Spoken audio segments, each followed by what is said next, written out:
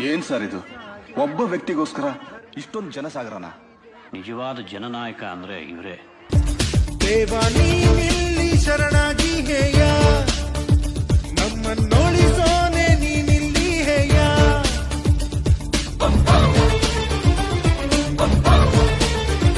ದೇವ ನೀನಿಲ್ಲಿ ಶರಣಾಗಿ ಹೇಯ, ನಮ್ಮನ್ನೋಳಿಸೋನೆ ನೀನಿಲ್ಲಿ ಹೇಯ.